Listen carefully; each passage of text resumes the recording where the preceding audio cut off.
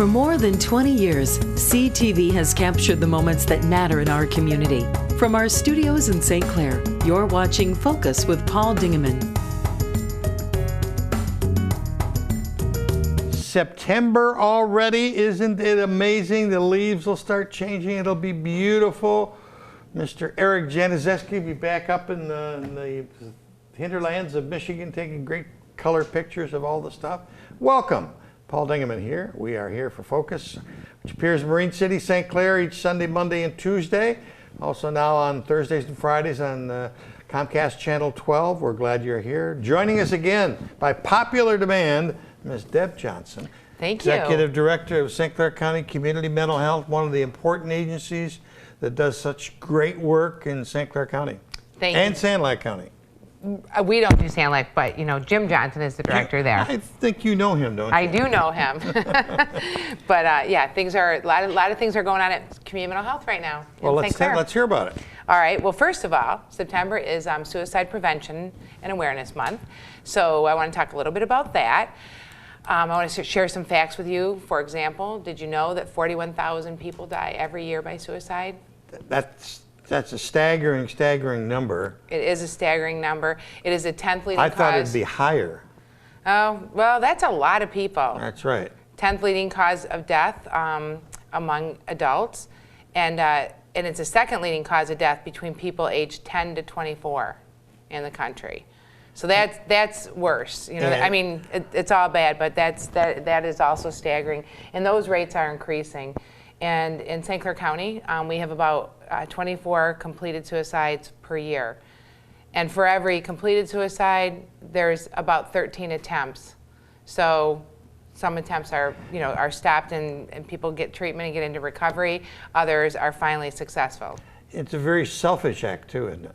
Well, yes and no. But when it's described that way years ago, maybe that's changed. Well, when a person is in such a state of mind like that, I don't think they do it to be selfish. I think that they think that there is no other answer other than to die. Right. Okay. That's the only way to resolve whatever's going on. But, you know, that's, one thing we say is it's kind of a permanent solution to a temporary problem. I like because that. Whatever's going on, you can work through it, and if you can't, we hope that people, if they're feeling that way, would contact a mental health professional or even their primary care doctor. A doctor can talk to them and then maybe make a referral for a therapist. And there's some warning signs that people should look for. One of them is the obvious is if people make threats about killing themselves. Things I talk about it all the time, but an increased use of drugs or alcohol could be a sign. Aggressive behavior. Social withdrawal, withdrawing from your family, friends. Also, you should watch for like dramatic mood swings. Sometimes people go from really like anxious, uptight, and then all of a sudden they get really calm, and then it's the end. Yeah. And some other obvious signs are when people start putting everything in order or giving away some prized possessions, saying goodbye to people. Those are a little more obvious to detect, but if ever you think somebody might be contemplating suicide, you should do things like offer to go with them to the hospital, go with them to a doctor, or call a mental health professional, help them, and hopefully they'll take you up on that, and don't ever be afraid, because I think it's worse to err on the side of not doing anything if you think somebody might possibly be contemplating suicide. And kids in school, we tell them, tell somebody, tell a teacher, tell your own parents, and hopefully your parents will call if you think a friend is in that situation. So hopefully. The one statistic there, the number, age 10 to 24, and that is a very vulnerable group of people. It is. A lot of bullying, a lot of things going on in their lives. They're changing physically, and so they get discouraged. And sometimes something that you think like you get in some trouble or something like that, and you think it's the end of the world. Yeah, right. It's not. Why my mother and dad are going to kill me, quote unquote. Yeah, and they're not, and they would much rather you deal with your whatever little consequences you're going to have. But yeah, there are solutions to problems, and people need to do that. Some of the risk factors are family history of suicide, substance abuse, we kind of talked about that, being intoxicated, And also, obviously, having a serious or chronic mental illness is a contributor. About 90% of people that commit suicide do have a mental health condition. Sometimes it was previously diagnosed, other times not. People who have suffered a history of trauma or abuse can be more likely. And people with serious or chronic medical conditions, because we've heard about that, and even Robin Williams was diagnosed with the body. Lewy body. Lewy body. Yeah, which is a form of Alzheimer's, really fast progressing, and although he suffered depression throughout his life too, that was probably, alcoholism. And substance abuse and things like that. But that was probably the kicker, having that diagnosis. So those are some of the causes, and. Okay. And one of the things that we want to talk about is we have October 9th, and I think Amy Smith, she either has been here or she will be here to talk about. Hopefully she'll be here. I'll leave this flyer with you. But in East China Park, we have the Walk to Remember, Walk to Prevent Suicide. And we used to call it the Out of the Darkness Walk. It's the same thing. Out of the Darkness, though, is the National Suicide Awareness Prevention slogan. So now that we do just a local initiative, because we keep all of our funds local to help our survivors of suicide. We have a support group. We have resources available. And if anybody's interested in that, they can contact Amy Smith at Community Mental Health. Or just call our Access and ask about that, and they'll make the right referral. But anyways, that walk is October 9th. It's in East China Park. It starts at 12 o'clock. You can register online, or you can register when you get there. You won't guaranteed get a shirt, though. But there will be a lot of resources there. It's really an incredible event. I've been at, I think I missed one of them, but it's a beautiful event. It's kind of solemn in parts of it. But it's very touching, and I think it's healing for a lot of people too to be there. And Amy always talks about the memorial garden too. That's beautiful. There's a memorial garden, butterfly garden that is there, and some of the funds help to maintain that, and others, like I said, by resources that we give, books and things like that to the folks that. Well, we'll make a point of having. Amy get in here and talk to the people about it before October. Yep, I know she's planning on it. So, but just because we're talking about suicide prevention and awareness, I wanted to mention that. Right, great. You've got something coming up with the People's Clinic? Yes, the People's Clinic. We've talked about that before, how they moved onto our site, our main site in Port Huron. And we also talked about, we received a big federal grant, $400,000 a year for 4 years to develop an integrative. I just made up to put two words together. An innovative, integrated healthcare model. So our partner in that is the People's Clinic, which is part of the Lake Huron Medical Center. So they're on our site, and 3 days a week they see people with Medicaid that we make referrals on. People with, they'll also, anybody with Medicaid from the community could go there as well. But our grant is targeted for people with severe and persistent mental illness, along with physical health issues, and to work together. So on September 28th from 4 to 6, 3111 Electric Avenue, we're having an open house. People can stop in and hear more about the expanded services that are being offered as a result of the partnership between Community Mental Health and the People's Clinic. People's Clinic has done a lot of great work for years and years. Oh, yeah. And there was some concern that it was going to go away when there was a new change at the hospital, but that's all worked out now, and it's going to be around. And actually, Prime Healthcare, which purchased the hospital, and they're a for-profit entity, but they allowed the hospital to set up a foundation, a nonprofit foundation, which is the Lake Huron Foundation, and it's the foundation that manages and operates the People's Clinic. And I should make mention that 2 days a week they still provide care to people with no insurance or under insurance, and that's Tuesdays and Thursdays. Okay, very good. All right, and you had one there. I jumped ahead. That's okay. Roof set. Oh my golly! That's coming up September 8th. Wait a minute, it's not cold enough and windy enough yet. Well, maybe we'll be lucky and have a beautiful day. Actually, last year it was nice up there. There was a ton of bees. Oh, okay. But so I remember that. But it was really nice, and so that is. Community Roofs at 2016, which is at the Birchwood Mall. It starts September 18th with a lot of activities and food at Lakeside Park, and then people walk from there. Chuck Santoni, disc jockey for Q Country 107, leads the way, and then he gets hoisted on the roof, and he lives there for a week.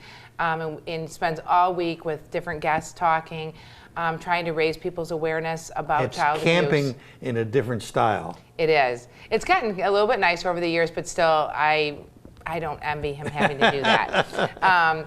But he's a great guy. He's a great sport, Yes. and he has done a lot to help us raise awareness about child abuse and neglect in our county. And that's a time when people can make donations to the Child Abuse and Neglect Council. And I will be up there on September 22nd with our former CMH director, Michael McCartan, and Tim Donnellan, our sheriff, and our prosecutor, Mike Wendling. And the four of us, we have a lot of fun. We have a lot of fun. We tease each other. Mike and I just became a team in the beginning against Mike and Tim, and we try to see who can raise the most money.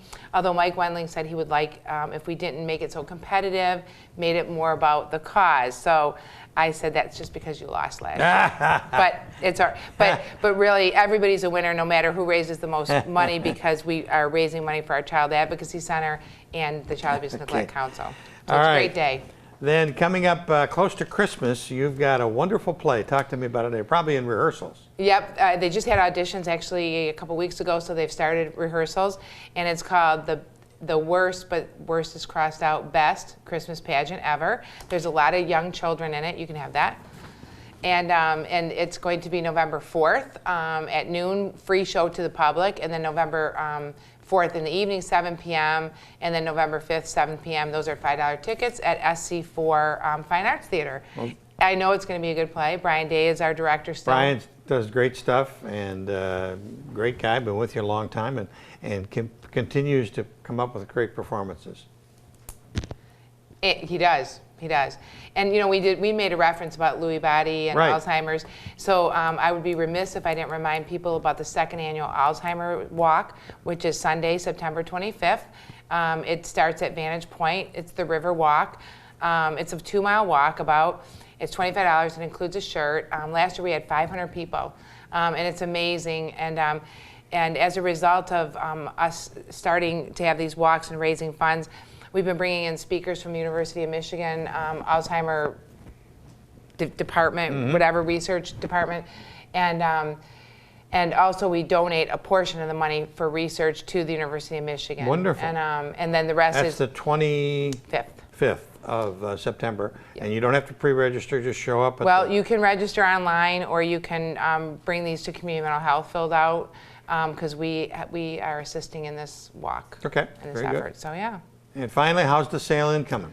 Well, it's coming better, but we still need more business. So that's the Salon Cafe and Convenience Store. It's located next to or adjacent to the Blue Water Transfer Center, which is directly south of McMorran in that big parking lot. It's not quite as big of a parking lot anymore, because now there's the bus transfer center, as well as the Salon Cafe and Convenience Store.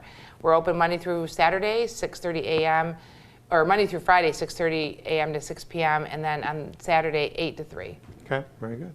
Yeah. And everybody's welcome to shop there. Everybody's welcome. We have all kinds of, convenience items, milk, bread, cheese, things like that, cereals, over-the-counter medicines, toilet paper, Scott towel, dog food, just all kinds of things. And you get more and more people living downtown, so that'll help the store. Right, and we're hoping that people from the lofts will start coming there. We noticed an increase in business since SC4 is back open for school. We have slushies, we have specialty coffee drinks, frozen yogurt. That'll grab the kids. Yeah, that's a good thing for the kids. We even have monster drinks, even though I don't think they're very healthy. But kids do like them. So you have a wonderful weekend. Glad you made it here, and thanks we'll for look having forward me. to seeing you back. And we'll look forward to seeing Amy Smith talk about the Suicide Prevention Walk coming up in October. Perfect. Deb Johnson, always a friendly guest, a great guest here on the Focus program. We're going to return and hear about a memorial service on September the 11th coming up in St. Clair here, with all of the churches getting together, and they're going to have it in the park, and we'll hear about that in just a second.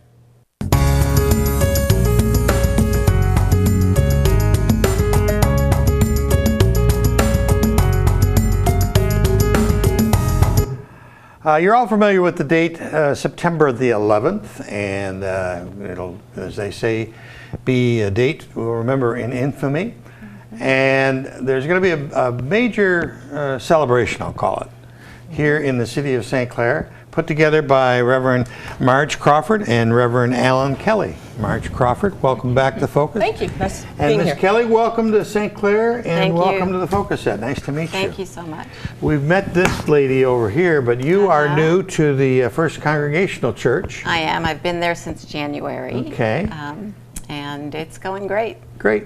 Where were you before? I was in Elyria, Ohio, That's a nice outside town. of Cleveland, and helped to consolidate 3 churches, and then had to move along. So here I am. The word of consolidation is happening in all faiths Yep, and all that's sizes true. and shapes. That's and true. Let's the Catholics down the road are 3 parishes, and Yeah. and it's just amazing how all of this world is going on. Yep. Margie Crawford, nice to see you. Welcome. Nice seeing you again. And you two are instrumental on a committee here in town to talk about 9/11. Tell me what's going to happen, and obviously when is it going to happen? It's going to happen on September 11th at Palmer Park at 10 a.m.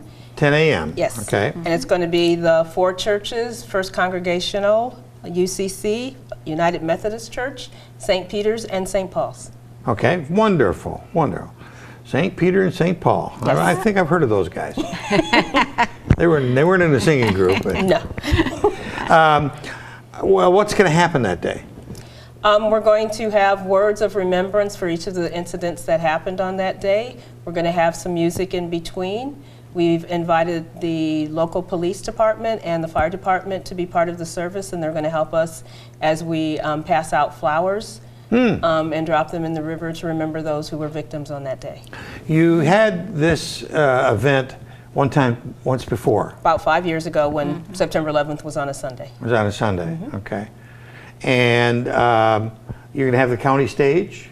We are. We have the County stage will be there. That's We're going to provide all some audio arranged. for you. So how could the public help? We'd love to invite everyone to come, bring a chair, a place to sit. We'll have bulletins available. Pastor Alana is going to give the message that day. And we just asked you to come and be part of the service and remember those who died on that day. And bring friends. Lots Bring of friends. friends and family. Yeah. Okay. Should be very special. All right. There won't be any breakfast after or anything like that. No, That's no. organized. I mean, you can go wherever you want, but it's such a nice idea that you put Yes. together. And if I remember correctly, it was a beautiful Sunday the last time you did it. That's what we're hoping for this time, but just in case it rains, we'll be at the United Methodist Church on 3rd and Vine. Okay. So what is new at First Congregational while we got you here? Anything coming up this fall that the public should know about? Oh boy, probably lots of things coming up this fall that you should know about, but I'm drawing a blank. Drawing a blank? Well, we'll switch over to Marjorie. All right. Okay. How about you? We have lots of things coming up. We're starting a parent support group for Okay. parents with children with ADHD.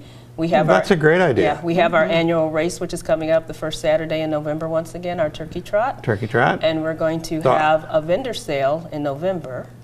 But coming up most quickly is our rummage sale, which is the 16th and 17th of September. Okay, for September.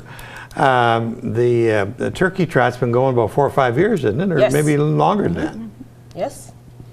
I can't remember Can't exactly how long. remember either? It started Didn't know I before was gonna came. quiz you. No, it started before I came, so at least 6 years. Okay, At least all 6 right, years. very good. And your church is such a beautiful place also, First Congregational, and Yeah. You know, one of the things I love about St. Clair is the way that we've been doing these ecumenical activities.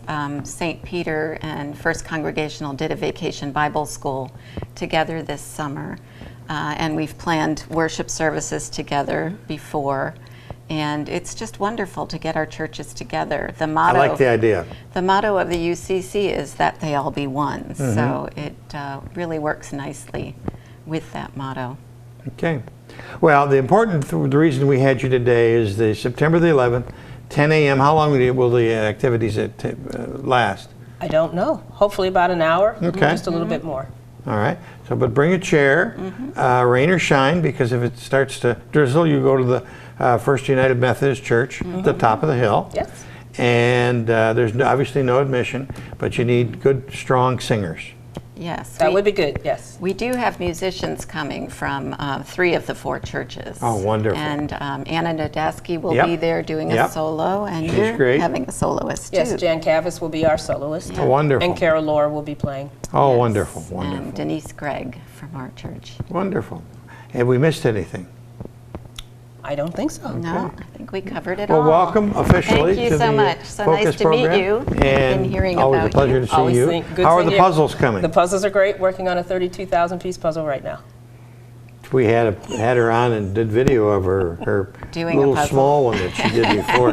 How big was the last one? 24,000. 24,000. This, that's a little one. 32,000 should be no problem at Not all. at all. Yeah. That's the ladies from the 2 churches, the First Congregational and the First United Methodist Church, the 2 pastors, encouraging you to go to the Palmer Park on September the 11th at 10 a.m. Back next with the St. Clair Theater Guild, they're going to celebrate 50 years. We'll hear all about it in just a second.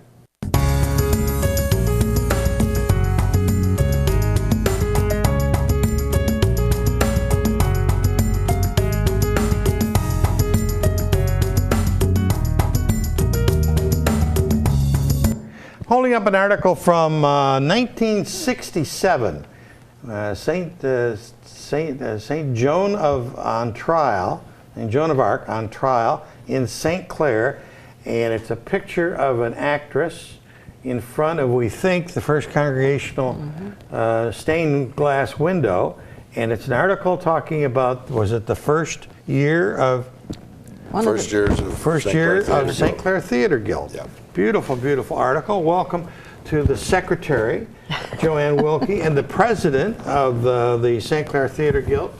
They're now celebrating, we're getting ready to celebrate their 50th year. Amazing. 50th season, yeah. Congratulations. Thank you very much. It's been an interesting 50 years. What great group of names and people that have been associated with that organization. Well, and it's funny how they started. They started out as part of little productions that they put on for the Music Study Club. I remember the Music Study Club. And then later, the Youth for Understanding Student Exchange Program sponsored, I think we did 3 Gilbert and Sullivan musicals. And then after that, Theater Guild was formed. And our first musical was How to Succeed in Business. That is before this, right? Yes, yes. That's The prior Music to Study that. Club and all that. That was probably 6, 7 years prior to this point. Wow. Yeah. Been at it ever since. And you've done a play or 2 a year normally? Yes, sometimes more, but Yeah, usually at least 2. We try to do a musical and what we call a straight play or a drama or comedy each year. Some years we did, some years we didn't. It all changes as time goes. Right. But we're getting set up for our 50th season this year.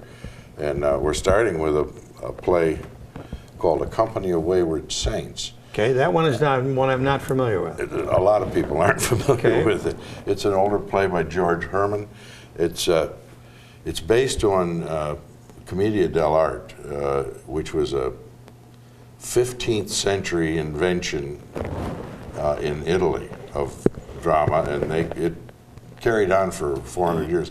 It just involved stock players. They had stock characters: the doctor, the old man, the nag, all these different stock characters, and it was the beginning of what we call now improvisation. Okay, right. Because somebody would throw up a theme or a scenario, and they would act it out. Now they had little bit pieces that they would throw in the middle that they'd rehearsed and they knew what they were going to do. But all the stuff leading up to and away from that were improvised. And this was our cast in 1973 when we Good group of people there. which is Cast Don- of the 9 saints rehearsing in costume for Wayward. Oh, they were for Wayward Saints. Yep. Okay. Same one. Don Weber, who was the band and music and English teacher at high school, was the director for that, and it was a lot of fun. And, so you're going to repeat that We're gonna performance, repeat that. show, and how many members are the same amount of people in the cast? 9 Yep, people? There's a total of 9, 6 men and 6 men and 3 women. And like I say, they're stock characters. The premise of this is that they're a wandering troupe, and they're trying to get back home. They don't have enough money to get back home. So they gotta keep ostensibly performing. to Europe or whatever. Yeah. And this is based on the idea that they found a wealthy fellow who will pay their way back if they perform the scene that he suggests to his satisfaction. Sounds familiar. That kind of stuff never changes, does it? No, it doesn't. It does One not. way or the other, whether it's theater or politics or whatever you're talking. Exactly. And our auditions are going to be the 13th and 14th Of September. Okay, So and they're going to Tuesday be and a Wednesday. they're going to be at the St. Clair Theater building Yep, on Goff Street, on Goff Street, right by the old Little League Park. Old Little League Park. Okay, and so you're looking for 6 men and 3 women. So there's no singing in this, so There's a little bit of sing-song, but no, not. It's not a musical. not by a any not a means, musical. no. So if you are afraid of singing in anywhere but the shower, this is a play for you. You could still probably do this. Still do this, okay. All right, and the performances are going to be in November, so you'll have a little bit of rehearsal between now and then, or a lot of rehearsal. Hopefully a lot. Then where will the performance be? The performance will be at the Knights of Columbus Hall. Oh, okay, you've been on that venue a couple times. We would like to do it in the old auditorium Right. here, and if that works out, that's what'll happen. But at this point, we're set up for the Knights of Okay, Columbus. but that's worked out fine for you? Yes, yeah, we did Steel Magnolias there not too long ago, and that came out very, very well. Okay. All right, Joanne, what are you got over there for us? Well, I'm just here to, keep company. No, I mean, seriously. Moral support. Moral support, That's it. absolutely. Moral support. No, I'm involved with trying to get the word out and let people know what's happening and keep busy. But we also have these other programs coming up too. And You want me to hold that one up? Yeah, well, that is a good shot. That's one of the things that was back. What year was it? 1985. 85 on that one. And there's a gentleman right smack in the middle here who happens to be seated next to me. And that's his son over here on the left. golly. Plus, some very familiar faces there for anybody who has ever been to, enjoyed some of these performances through the years. But trying to just keep things going and getting ready to help out in whatever way, especially for the auditions, because we need a lot of people there to be talking about it and promoting. And I think I'm hoping that we are able to have some fun with some of the people who have been part of this, but certainly we are more than interested in having some new people come and join us too. But besides this, we do have some other activities coming up too, because for the year, our president has sat down and come up with, I think, a very nice choice of things. Okay. And for instance, we're going to be taking a look at Ray Gouvert's Mary's Buttons, the movie. The movie he produced here in Yes, town. and actually composed and produced, and that's been a few years ago. Right. But we thought that would be a good thing to have as again at the Knights of Columbus. And then dueling pianos. This is just our plans for the year. And dueling pianos has been a very, very good draw. Successful for you.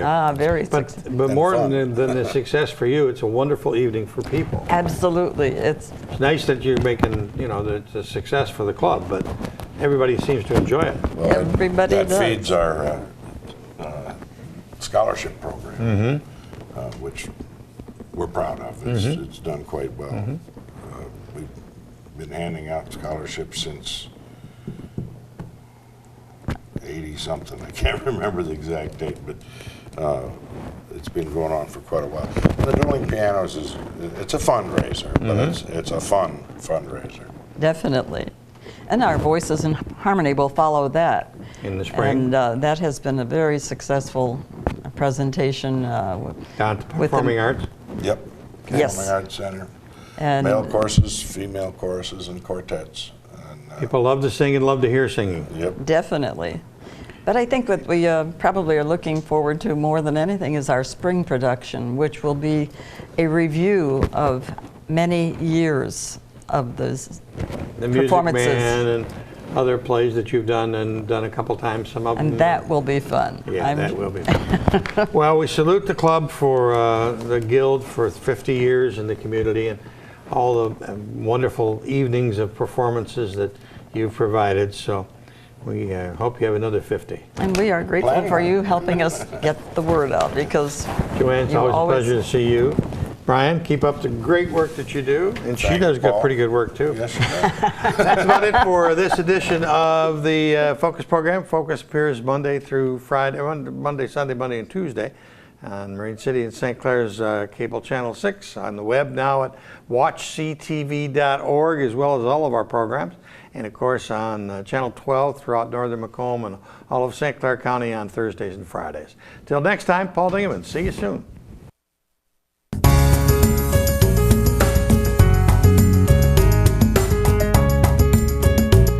Thanks for watching Focus with Paul Dingeman.